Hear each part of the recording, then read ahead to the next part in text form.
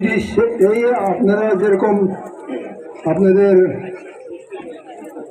আপনারা যেভাবে আন্দোলন করছেন আমাদের সঙ্গে, ওই এডিসি ডে আজকা 23 আগস্ট, তখন ছিলেন আমাদের দ্রাও বাবু, শ্যামাচরণ বাবু, নগেন বাবু, রতিমোহন বাবু এবং রবীন্দ্র বাবু।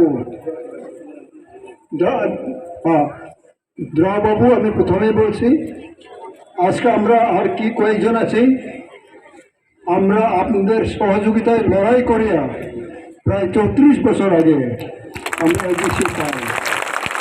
আজকে 23 আগস্ট আমি বিকে শঙ্কর মোথার প্রেসিডেন্ট, এটা আমি ঘোষণা করছি। আরেকটা আমি বলতে চাই যে আগামী ভিলেজ কমিটি, ভিলেজ কাউন্সিলের যে ইলেকশন, এটা যখন হবে তখন মহারাজা কিংবা আমারে প্রেসিডেন্ট জি কি করবো, আমরা একটার জন্য হারছি, দুইটার জন্য হারছি, এটা আমরা শুনতে চাই না, এটা আমরা শুনবো না।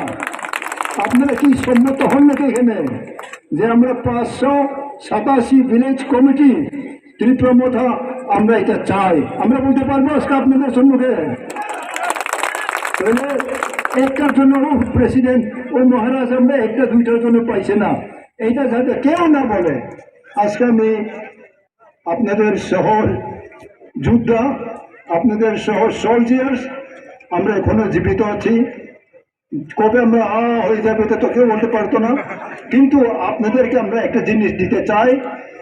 আমাদের এই বয়সে আমাদের মহারাজ প্রদ্যুৎজি আছেন, উনি সমস্ত নেতৃত্ব উপরে সব কিছু ওনার কাছে আছে, এবং আমি সহ আমাদের চেয়ারম্যান সহ আপনারা সবাই সহ আগামী দিনে ওনার যে ইচ্ছা গ্রেটার ত্রিপুরাল্যান্ড, এটা আমরা পাবোই পাবো, এটাও আমি আপনাদের কাছে বলে দিতে চাই।